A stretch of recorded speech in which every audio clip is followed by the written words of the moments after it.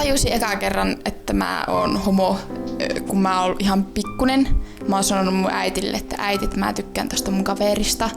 Ja että äijät keneestä? Mä sanoin tosta Karitasta, että se on musta tosi kiva. Siitä äiti oli, että joo, että no tietysti hyvä vaan, että jos myöhemmin tuntuu tältä, niin sitten tuntuu. Ja se on ollut aina mulla semmonen, että mä en ikinä oikeastaan epäily itsessäni sitä, että se on mulle ihan luonnollinen asia.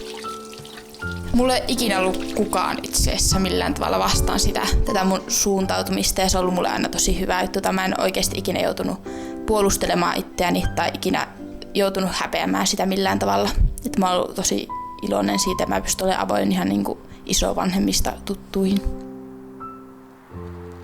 Harrastan tätä cheerleadingia, niin sieltä mun mielestä monesti ihmiset saattaa kysyä multa jotain tosi outoja kysymyksiä ja mä aina kuuntelin vaan silleen, no kuullut kaikkea kysymyksiä, että miten tämä voi olla mahdollista. Onko mä varma asiasta ja voinko mä muuttua toiseksi tai jotain tämmöistä, mutta ei ikinä ole oikeastaan pahalla sitä niitä kysytty, vaan silleen oikeasti ihmetellen asiaa. Mä haluaisin lapsia ja mulla on ollut tosi ehkä hankala hyväksyä se, että mä en ikinä tule saamaan semmoisia lapsia, jotka on mun ja sen mun kumppanin biologiset. Niin se on ollut mulle sellainen asia, mikä mulla on oikeasti hankala hyväksyä, koska mä oon aina silleen, kun mä rakastan niin paljon lapsia, niin sitten mä aina just silleen, että voi vitsi, kun tuo näyttää niin isältä ja tuo näyttää äidiltä, niin mulla ei tule ikinä olemaan sitä. Se on oikeasti semmoinen asia, että mun piti oikeasti miettiä sitä asiaa. Mä olin Turussa mun isosiskon kanssa ja silloin tuli semmoinen hyvä hetki, kun mä sanoin hotelli aamiaispöydässä sanoin meidän mummolle tästä. Mä oon aina ajatellut, että sekin on tosi uskonnollinen. Niin se siinä kertoi mulle, että ei se ole edes kirkossa. Ja sitten kun mä sanoin tästä, niin se oli se, voi ihanaa Iida, että mä oon niin ylpeä susta, että ihanaa kun sä pystyt kertomaan mulle sen. Ja mulle tuli heti niin helpottunut olo, kun mä löysin, että Herra Jumala, että oikeasti ihmiset hyväksyy mut tässä tämmöisenä. Ei ole samoja oikeuksia, vaikka rakastaisi ihmistä samalla tavalla. Se on vaan semmoinen asia, että kun se on niin automaattinen mulle, että mun on maailman hankalinta vaan tajuta ne muiden ihmisten ajatukset, että miksi se ei mukaan olisi oikein tai miksi se olisi niin kamalaa. On kaikista tärkeintä, että sä oot just se oma itsesi. Ja vaikka toi kuinka kliseiseltä kuulostaa, niin se on oikeasti kaikista tärkeintä, että on se mikä on ja ei joudu peittelemään sitä, koska silloin ne kaikki ongelmat tulee vastaan, kun sä et pysty olemaan se ihminen, joka sä oikeasti haluaisit olla tai sä oot. Mä tajusin olevani homoa aika klassisesti just näin, että ihastuin luokkakaveriin joskus 13-vuotiaani. Mä en muista koskaan kyseenalaistaneeni sitä, että en koskaan yrittänyt tykätä tytöistä. Heti silloin kun mä sen tavallaan tajusin silleen sanan varsinaisessa merkityksessä, että mä oon homo, niin se oli jotenkin niin itsestään selvää, eikä mulla tullut edes mitään kriisiä. Mä olin vaan silleen fine, tällainen sitten menee. Nuoruusvuosina nyt en oo kokenut laikaa syrjintää, varmaan jos sen takia, että vetää puoleensa sellaisia ihmissuhteita, jotka perustuu sille keskinäiselle luottamukselle ja kunnioitukselle. En esimerkiksi käy lankaisena paikoissa, mitkä ei tunnu omalta. Totta kai mua yläasteella kiusattiin, että se ei ollut ikinä fyysistä. Mua ei lyöty tai juuri tönittykkään, mutta just sitä homottelua. Että enemmän sitä, kun olisin toivonut, että voi kun olisin heterona, olisin toivonut, että voi kun nuo tyypit lakkais olemasta volopäitä. Mä olin mun silloisen poikaystävän kanssa liikkeellä tuolla jossakin Oulun marketeilla ja sitten siellä tuli vastaan joku ylitorneolainen tyttö. Hän ei ollut koskaan niitä kovista tyttö, mutta kuitenkin tapauksessa näitä tyyppiä, joiden kanssa ei vaan tullut sille koskaan juteltua kauheasti. Mutta sitten ei ollut mitään painetta, oli pyyhkinyt Ylitornion pölyt jaloistaan. Pystyi vaan menemään siellä, no hei, mitä kuuluu, tässä mun poikaystävä. Ja se oli ihan innostunut, että hei, tosi kiva nähdä jotenkin. Siinä ei ollut mitään semmoista in your face meininkiä, että ha, tuli ulos kaavassa, haista home.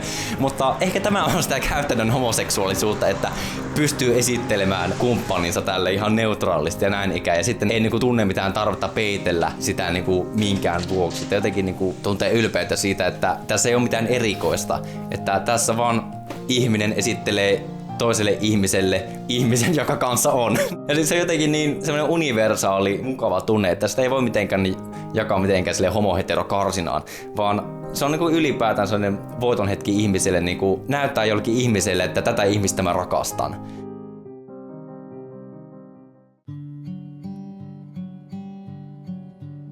Tajusin olevani kiinnostunut myös naisista, kun olin baarissa Kemissä. Olin muuttanut sinne karkuun edellistä parisuhdetta miehen kanssa ja tapasin yhden mukavan tytön. Sitten mä vaan pyysin sitä kahville ja se kysyi multa, että ootko nyt ihan varma, että ymmärräthän, että minä olen nainen. Niin, että kyllä minä sen ymmärrän. Mä tulin heti ulos kaapista esimerkiksi kaikille mun ystäville ja mun vanhemmille. Ja mä en ikinä ajatellut sitä, että mun pitäisi tulla millään tavalla ulos kaapista, koska mulle se on aina ollut semmoinen, että ei sillä sukupuolella ollut yhtään mitään merkitystä, että mistä sitä tai kenestä sitä tykkää. Ei mulla ole ikinä kukaan kyseenalaistanut sitä, että olenko minä lesbo vai olenko minä hetero, kun mä oon vaan sanonut, että mä oon ihmisen kanssa. Ei sillä ole ikinä ollut mitään väliä, että kumpaa sukupuolta. Ja välillä, jos on tullut sellainen tilanne, että ihmiset on vaan kysynyt, että kenen kanssa mä oon, niin mä oon vaan sanonut, että ihmisen kanssa. Ei mä oon välttämättä saattanut kertoa edes, että kumpaa sukupuolta hän on. Siitä on kuukausi aikaa, kun mä menin käymään Rovaniemellä ja mä kävin meidän kantapaikassa mun työystävien kanssa. Siinä oli yksi mun esimiehistä ja kerroin hänelle, että seurustelen naisen kanssa ja näytin hänelle tämän kyseisen naisen kuvan. Ja se pomokin sanoi siinä, että no perhana, tuohon on pirun kuuma muija. Siinä vaiheessa mulle tuli semmoinen olo, että niin on. Ja kun se työ on semmoista, mitä mä rakastan yli kaiken. Ja se, että niin kun mun esimies pystyy hyväksymään sen asian, niin silloin mulle tuli semmoinen, että okei, että tää on se, mitä mä haluan. Se on ihan ihmisestä itsestä kiinni, jos ne näkee mut niin kuin ihmisenä, ei sinä, kenen kanssa mä oon. Niin sitten kaikki on hyvin.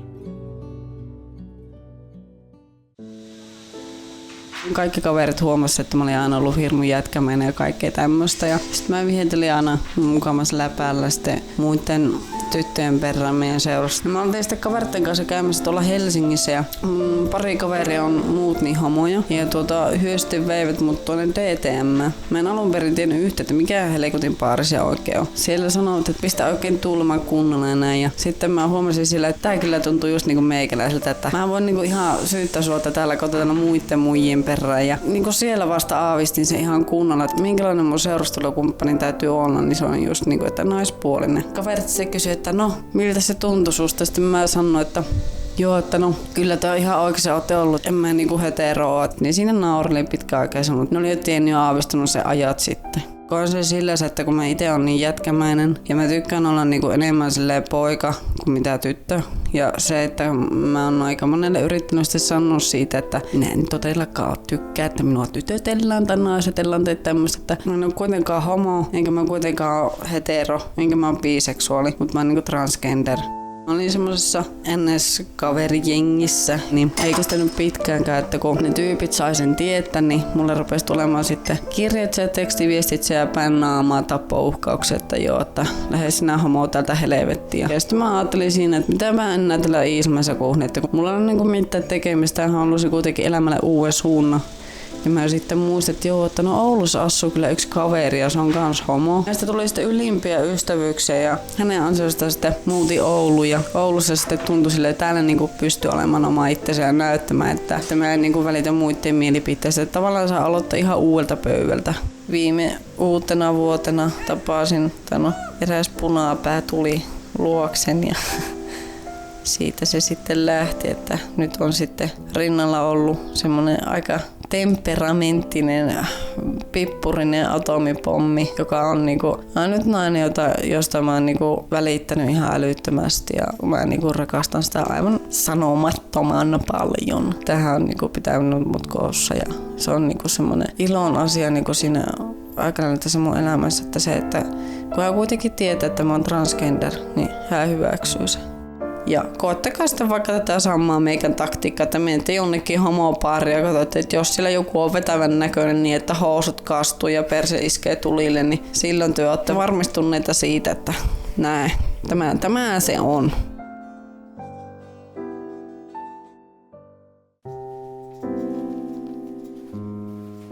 Mä aloin 12-vuotiaana ajattelemaan jotenkin tyttöjä enemmän kuin kavereina. Ja oli se hirveän hämmentävää. Ja sitten mä taisin olla 13, mä tulin itselleni kaapista ulos ja mä aloin seurustelemaan ensimmäistä kertaa tytön kanssa. Mä silloin kerroin asioista vaan mun lähimmille ystäville. Ja jotkut otti sen hirveän huonosti, että mä menetin sen takia muutaman ystävän aikoinaan. Nyt kun jälkeenpäin ajattelee, niin mä toivon, että ne olisi ollut silloin tukena, kun niitä asioita mietti, eikä olisi lähtenyt sen takia, että kun ajatellaan, että hei, että jos Petra onkin homoseksuaalinen, että sehän varmasti ihastuu meihin. Mun äiti, niin se on hirveän ylpeä. Mä oon siitä kiitollinen äiti, että äiti on alusta asti ollut tukena ja se on kysellyt tyttöystävien perään. Ja mutkin perheessä nyt on ottanut sen hirveän hyvin, oikeastaan isää lukuun ottamatta. Mä olisin silti toivonut, että isä olisi edes jotenkin tuonut asian ilmi, että mä oon ihan okei tämmöisenä. Että siinä mielessä on hirveän surullista, että äiti ottaa sen niin hyvin, mutta isälle se ei ole vaan sitten semmoinen läpihuutojuttu. Että minkä takia se voisi olla niinku tyytymätön siihen, että sen lapsi on onnellisena semmoinen, millainen se on. Että ihan sama mitä mulla on asiasta sanottu, niin mä oon kumminkin aina niinku ylpeä tämmöisenä. Mä tiedän itse, että tää on hyvin okei, tässä ei ole mitään outoa. Silloin kun äiti sanoi mulle ensimmäistä kertaa, että niin kyynel silmissä, että hei, että mä oon susta hirveän ylpeä, että niin en mä toivo, että sä olisit erillään, että mä oon hirveän onnellinen, että äiti itsekin tyylin mun puolesta heiluttaa sitä sateenkaarilippua. Ja sitten yksi iso hetki oli kans se, kun 2010 vuonna niin mä olin Demi-lehdessä paniikkihäiriöstä kertomassa ja mä sitten siinä sanoin kanssa, että mä oon homoseksuaali ja se vaikutti jollakin tavalla sen paniikkihäiriön puhkeamiseen, että totta kai sitä nyt alkoi stressaamaan, että alkoi miettimään, että mikä mä oon, kuka mä oon, niin sitten miten paljon mä sain siitä hyvää kommenttia ja sellaista, että joku tyttö tulee kertomaan mulle, että hei, että mä tulin kaapista sun innoittamana mun vanhemmille, niin se on niin ollut ehdottomasti yksi elämän hienoimpia hetkiä. Että kun kumminkin, että se on yksi piirre ihmisessä, että niin kuin mäkin tapaan sanoa, että mä oon vasenkätinen, mä olen pikkusisko, täti, mä olen 3. vuoden opiskelija ja mun lempiväri on turkoos ja inhokkiraukakaali ja sen lisäksi mä olen homo. Että ei sen pitäisi leimata ihmistä kokonaan. Se on vaan se yksi piirre.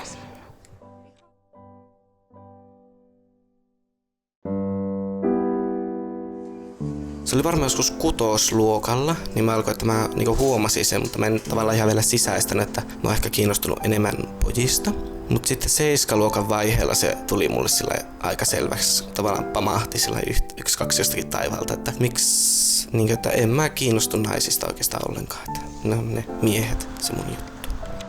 Varmaan osa huomaskin, että mä oon homo, tai sitten ne ajatteli vaan, että mä oon jotenkin mielenvikainen, että se johtuu siitä se mun erilainen pukeutuminen, että pukeudun vähän värikkäämmin tai pidän vähän tiukempia housuja. Se oli semmoinen pieni pelko, että uskallanko mä tulla nyt julkisesti, mutta sitten mä aloin pikkuhiljaa kavereille kertomaan ja nyt tavallaan sen aavistikin. Ja sitten mä hoksasin sitä myötä, että mä sain lisää kavereita, että siinä on joku tietty juttu, että jokaisella naisella pitää olla se homokaveri. Asuin Raahessa ja soitin meidän emännälle, että kun mä olin alkanut seurustelemaan mun ensimmäisen poikakaverin kanssa, niin sitten mä soitin sille, että mulla olisi sulle vähän kerrottavaa ja sitten äiti luetteli, että no joku on raskaana ja kaikkia mahdollista, että no ei. Ja sitten se sanoi sinne, että no mä seurustelet, että no joo, että no kun se ei ole tyttö, niin sitten äiti, että no entä sitten? Sitten tuli semmoinen pieni hiljaisuus, että no mistä nää sen tiedät, niin sitten sanoi, että hän on aina tiennyt. Silloin kun mä muutin Raaheen, niin pääsin tavallaan pääsin laajentamaan sitä mun kaveripiiriä huomattavasti, niin silloin mä huomasin, että mä oon muuttanut uuteen kaupunkiin ja kaikki vanhat ne nilveksijät sieltä alasta ja ala- ja yläasteelta on eri paikkakunnalla, niin silloin se oli semmoinen mahtava hetki, että jes, nyt mä pääsen elämään omaa elämää ja voi olla ihan oma itteni. Sen mä ehkä haluaisin sanoa nuorille ihmisille, että etsii vaikka omanlaisia tai oman tyyppisiä ihmisiä. Monet on ihan täysin kaapissa, että monet kaverikkaa ei tiedä, että lähtee kaveri kerrallaan kertomaan ja olemaan se oma itsensä ja sitten kun saa siltä tietyltä kaveriporukalta sen tietyn tuen, niin sitä kautta sitten lähtee tulemaan itse ulos. Että ei sitä tarvi nopeaa tulla, että se on ihan itsestään se kiinni, että ei tässä maailmassa mihinkään kiire ole. No mun mielestä pitäisi justiin enemmän tuoda julkisuuteen, että me ollaan myös ihan normaalia ihmisiä, että ei me olla sen kummallisempia kuin muutkaan. Ja homoilla on siuava ja sitten me juodaan vinkkulasia Iittala Essence-lasista ja bailataan pikkurilli pystyssä, että me ollaan ihan normaali ihmisiä. Meitä on työttömiä ja opiskelijoita ja me on töissä käyviä. Me tehdään kaikki samalla tavalla kuin muutkin ihmiset. Siinä mun luokalla oli semmonen tyttö. Mä aina ajattelin siitä, että jos mä olisin poika, niin mä ihan varmasti tykkäisin tosta tytöstä tosi paljon, kun se on niin kaunis. Mutta mä en oikein silloin vielä osannut antaa mitään nimeä. Ja se oli vaan mulle tosi tärkeä se ihminen. Ja mä vasta teini-ikäisenä sitten tajusin, että on ollut ihastunut. Mä olin sitten jo opiskelemassa toisella paikkakunnalla ja siellä sitten koulukaverin tapasin, joka oli homo ja hänen tutustui ja sitten hetken aikaa sen jälkeen ihastuin tyttöön. Homokaveri oli ensimmäinen, jolle mä menin sitä niin sitten vuodattamaan ja on tosi iloinen, että oli tämä kaveri, että sai sitten niin ymmärtävää tukea. Äidin ensimmäinen kommentti oli, että nythän sulla on mennyt tämä elämä ihan höpöksi. Mä sitten koitin sitä selittää, että ei se ole, että en ole tätä just nyt hoksannut, vaan tää on niin monta vuotta on tiennyt tämän jo. Sitten aikaa myöten, kun hän sai sitä asiaa miettiä ja sai sitten tietoa sen, minkä halusi, niin ei hän niin sillä lailla ole mitenkään pahasti sitä ottanut. Mä olisin kokenut tämän asian silloin teini-iässä, niin mä olisin varmasti kokenut sen paljon raskaammin, jos mulla ei olisi ollut sitä ihanaa ystävää, joka puhuu niin järkeä päähän sen suhteen, että tämä ei ole maailmanloppu ja ei ole huono asia ja sano mulle, että ei sun Tiina tarvi masentua tai pelätä, niin tästäkin huolimatta selviää.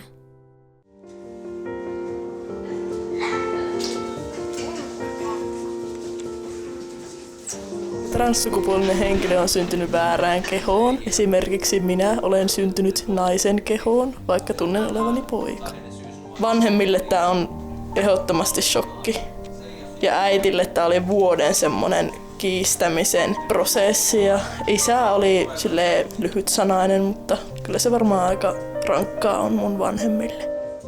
En tiedä, kuinka moni tietää, että olen transsukupuolinen, vaikka jos kävelen kadulla tai teen ostoksia tai jotain, niin jos menen läpi poikana, niin sitten ei ole mitään ongelmaa, mutta jos en mene läpi, niin sitten luultavasti he katsovat, että olen niinku tyttö, joka on vähän maskuliininen, sellainen poikatyttö, tai lesbo, joka on kyllä aika outoa, koska eihän nyt seksuaalista suuntautumista voi nähdä ulkokuoresta. 2% tästä asiasta on oikeasti vaatteissa. Että kyllä se transsukupuolisuus kuitenkin on niinku sisällä identiteetissä. Usein transsukupuolisuus sekoitetaan transvestismiin ja sitten toisaalta transsukupuolisia aina oletetaan, että ne on niinku siinä alkuperäisessä sukupuolessa niin homoseksuaaleja ja siksi ne korjaa sukupuolen, että ne voi olla heteroita tässä yhteiskunnassa. Infotilaisuus tuolla lukiolla, jonka mä pidin opettajille. Se oli semmoinen vapautumisen hetki, että ne tietää, miten mä haluan, että mua kohdellaan, että ei tule mitään sellaisia noloja väärinkäsityksiä, että vaikka jaetaan tytöt ja pojat ryhmiin ja että nyt on tytöt vastaan pojat tietokilpailu tai mitään sellaista, niin ne otti sen tosi asiallisesti ja kysyi multa asiallisia kysymyksiä ja ei tarvitse itse enää huolehtia siitä koulusta ja voi olla siellä oma itsensä. Ihmiset ei ymmärrä, niin on se nyt vaikea sitten hyväksyä ketään.